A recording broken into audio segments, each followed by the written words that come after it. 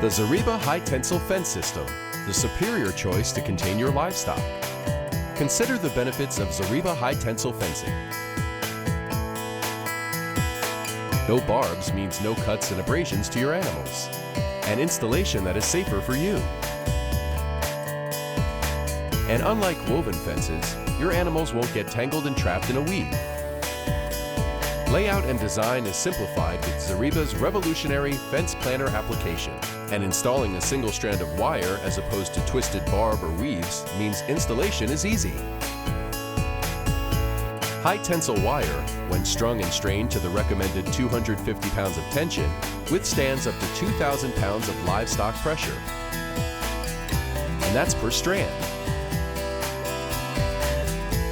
High-tensile wire fencing has been used extensively for over 50 years without rusting. Plan on your high-tensile installation to last a lifetime. A high-tensile fence can be installed as a physical barrier or easily and efficiently electrified to also serve as a psychological barrier as well. And because you'll need far fewer line posts than barbed and woven wire systems, the cost per foot is substantially less. When you select the Zareba system for your containment needs, over 60 years of experience and know-how are built right in. Zareba Systems is synonymous with high-quality American-made fencing and includes a high level of customer support and service after the sale. In this video, you'll learn how to install a Zareba high-tensile fence.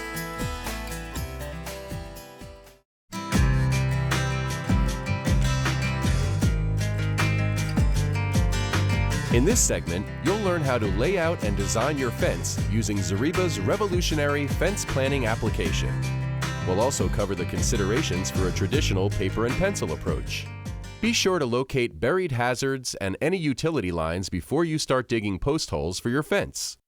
Utility companies typically have a free one-call program that will respond within 3 business days. To use the Zareba fence planning application, log on to zarebasystems.com. There you can navigate to the fence planning application.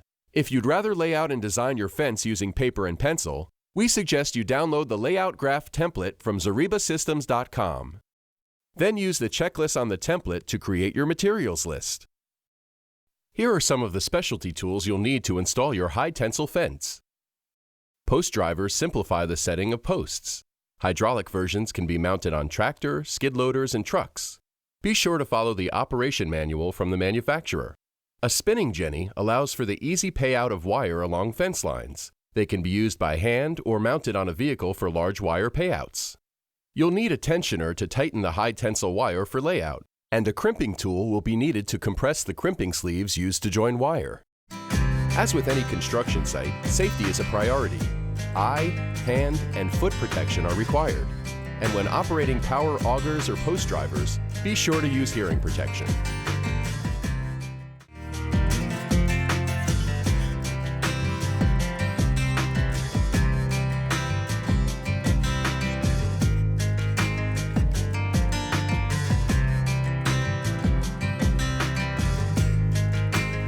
In this segment, you will learn about end, corner, rise, and dip posts. You will learn how to install these posts by hand, or with the use of a hydraulic post driver. You'll also learn the proper size and depth needed to make your installation secure. Start with installation of all end, corner, dip, and rise posts, which should be wooden posts. End posts are used at gate openings or the end of your fence where buildings or other obstacles provide an existing boundary. Corner posts are set at corners. Dip and rise posts are set where there are major dips or rises in your terrain, requiring additional support for the tension of the high-tensile wire. End, corner, dip, and rise posts will support the guide wire used to align the remaining line posts, so they must be installed first. You can either hand-set posts or use a hydraulic post driver. Installation will vary slightly depending on the method you choose. Driven posts require a tractor or truck-mounted hydraulic post driver. We recommend this method if possible, as it provides nearly 10 times the pull-out resistance of a handset post. You may choose to hire a local fence installer to set your posts, or rent the driver yourself. Proper operation and safety precautions should be mastered before using this potentially dangerous equipment. Pre-drilling a small pilot hole in the ground with a 4-inch rock auger can ease post driving in hard, rocky soil conditions. Driven posts always go into the ground small end first for the least amount of soil disruption and greater holding power. Offset posts from plumb about 2 to 3 inches. Offset away from the direction the wire will pull. This prevents the posts from pulling over center when tension is applied to the wires. You may also hand-set corner and end posts, but must take extra steps to prevent pullout. When hand-setting posts, the large end goes in the ground first for greater stability. First, dig an inverse bell shape at the base of the hole, making sure it is at least 42 inches deep. Place the post in the hole, and tightly tamp about 8 inches of dry concrete mix around the bottom. Over time, the soil's moisture will cause the concrete mix to set up and securely anchor posts. You can add water to speed up the process. End and corner posts are at least 8 feet long and generally 6 inches in diameter. They should be buried at least 42 inches deep and set with a 2 to 3 inch preloaded lean. These will go at each fence corner and major dips or rises in the terrain.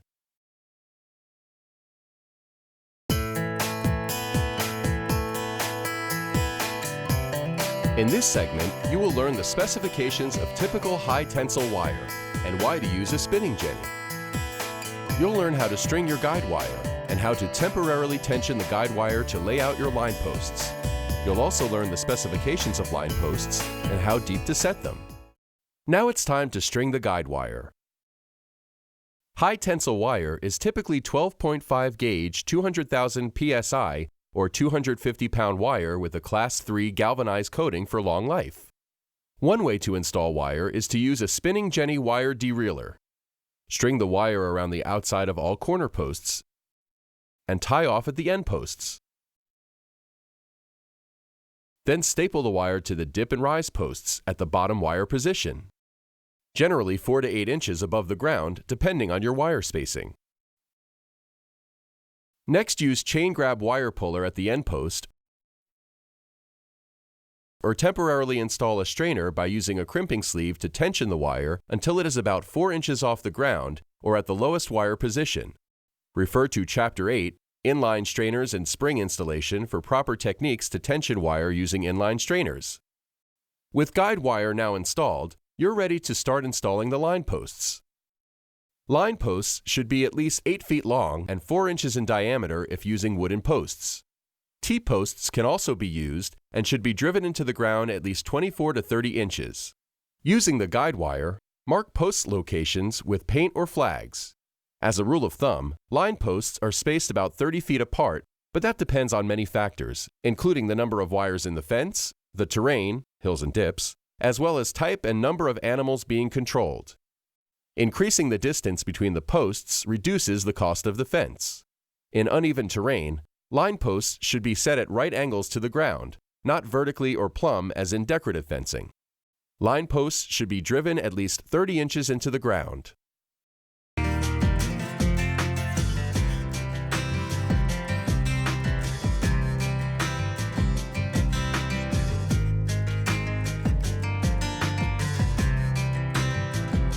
In this segment, you'll learn how and when to build bracing at end and corner post locations.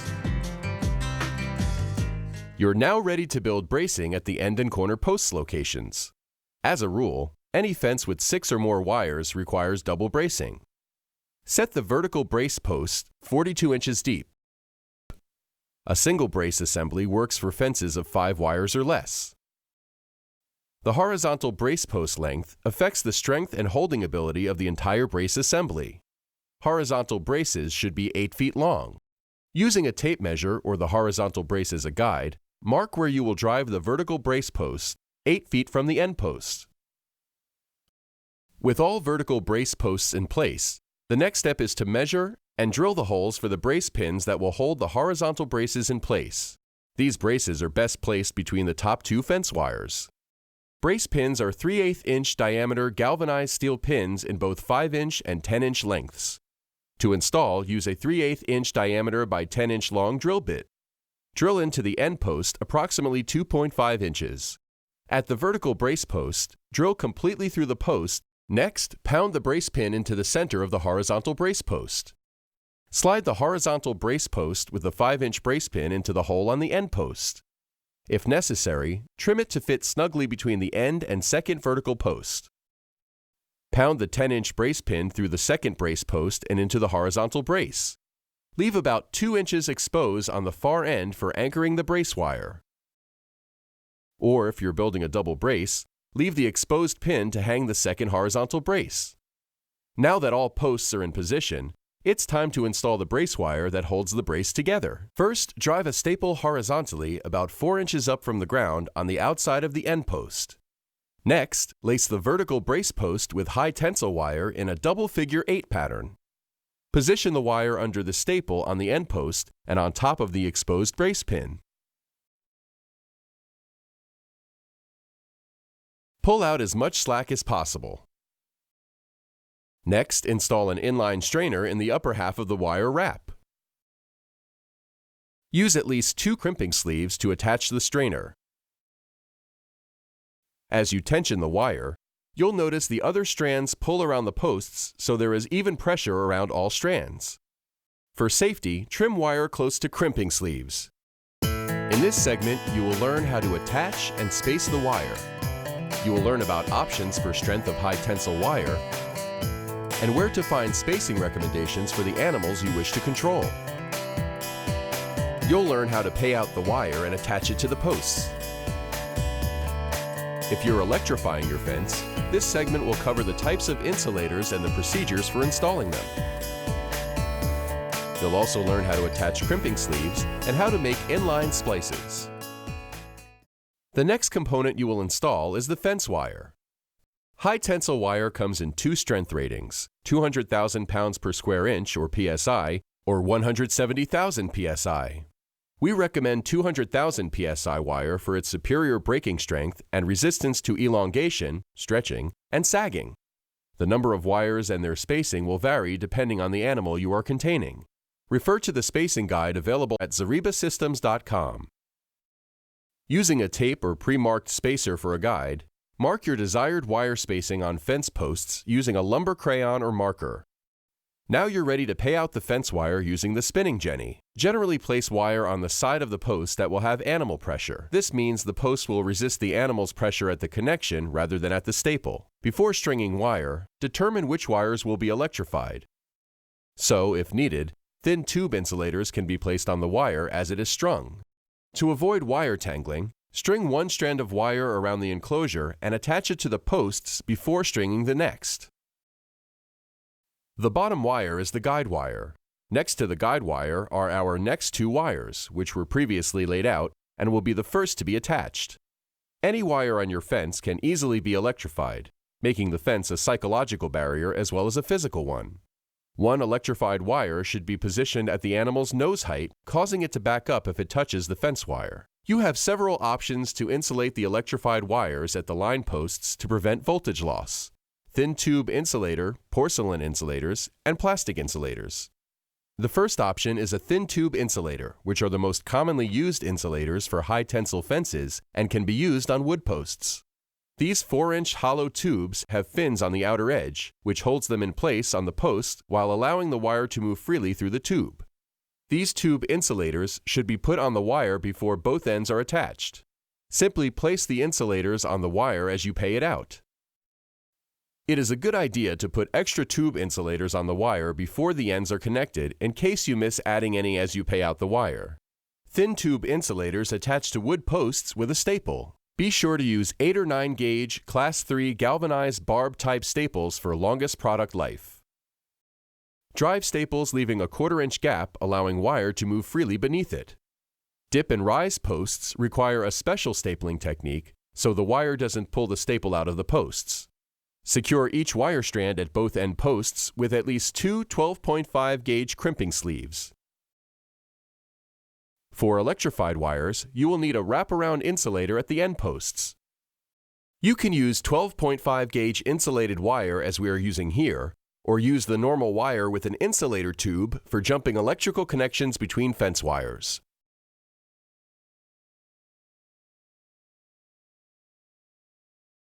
If you forget to add additional crimping sleeves, you can also use a wire tap as we are using here.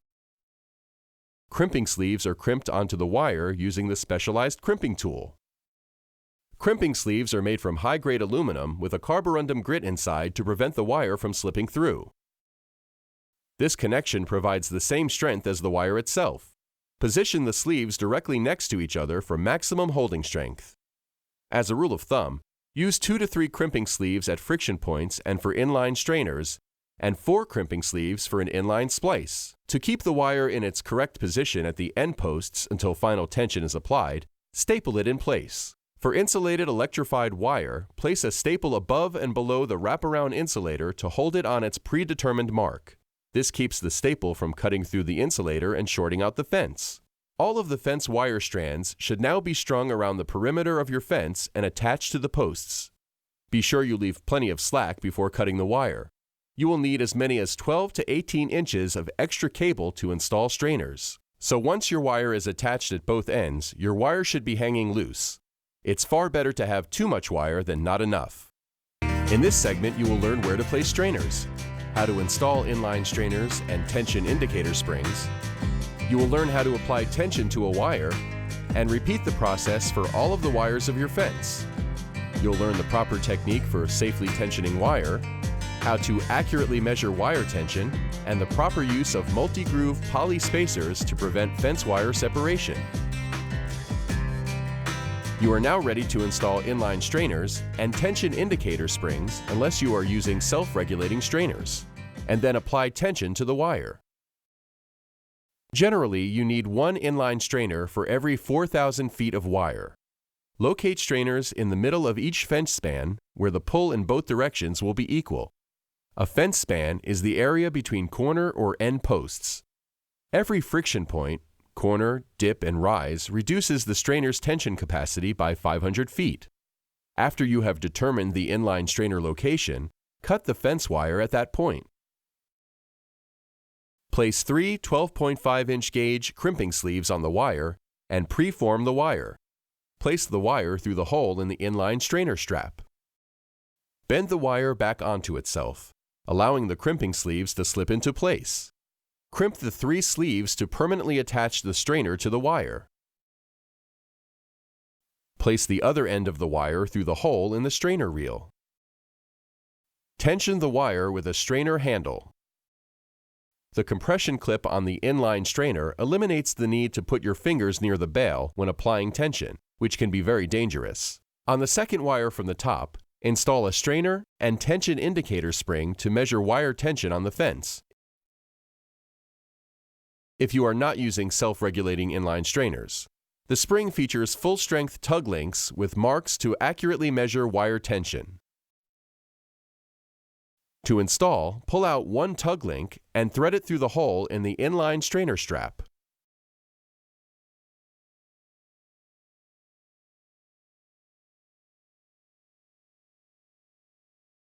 Next, reinstall the tug link back into the spring coil and attach to fence wire using 2 crimping sleeves. Now tension the wire.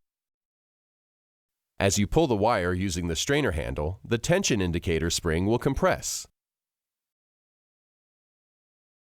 The first notch indicates 150 pounds of tension.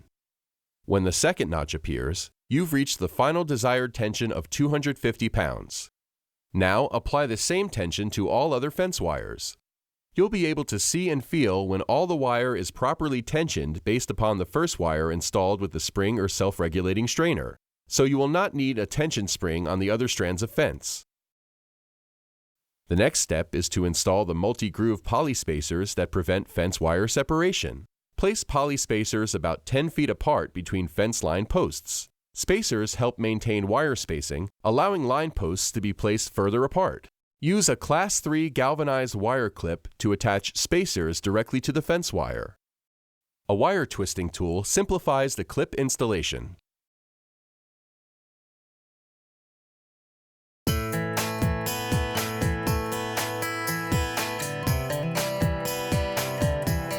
In this segment, you will learn about the options available for energizing your high-tensile fence. And you'll learn what to consider when selecting the appropriate energizer and how to connect your energizer to the fence. There are many options available for energizing your high-tensile fence. If you haven't selected an energizer, we recommend using Zareba Systems' revolutionary fence planning application found on zarebasystems.com. This application will analyze the information you enter and recommend a specific fence controller. Otherwise, you'll need to select a power source. Choose AC for plugging into an existing electrical connection, DC for battery power, or a solar-powered unit. Consider the power output, represented in joule, in relation to the type of animal being controlled. You'll need to factor in the length of the fence and the amount of vegetation that will contact the fence. Weeds, trees, and grasses can rob power from your system by grounding the connection. You'll find all the information you need to select the proper energizer at zarebasystems.com or at your local Zareba dealer. If you are electrifying the fence, make jumper connections between all electrified fence wires. Slide a section of insulated plastic tube or insul tube over the wire to prevent it from touching the non-electric wires. Crimp to attach to the two hot wires using extra crimping sleeves placed on the wire prior to tensioning. Fence wire taps may also be used if crimp sleeves were left off. Repeat until all electrified wires are connected. Next, install and connect your electric fence energizer to the fence, following the specific energizer's operation and installation manual. Use a low-impedance energizer with adequate joules to keep animals safely contained. 20,000 volt or greater hookup wire should be used to connect the fence terminal on the energizer to the fence wire. 20,000 volt or higher hookup wire should also be used from the ground terminal to the ground rod. For maximum fence performance, drive 3 6 to 8 foot galvanized ground rods into the ground. Space them about 10 feet apart and within 20 feet of the energizer. Connect them using 20,000 volt hookup wire and heavy-duty ground rod clamps. In this segment, you will learn where to place gates and openings, and how to continue the electrical circuit without impeding the opening by burying insulated wire. There are a variety of gates available at farm supply stores. Build or buy sturdy gate materials, especially hardware items such as hinges and closures. Stock gaps or cattle guards are also useful for high-traffic areas. When laying out your fence,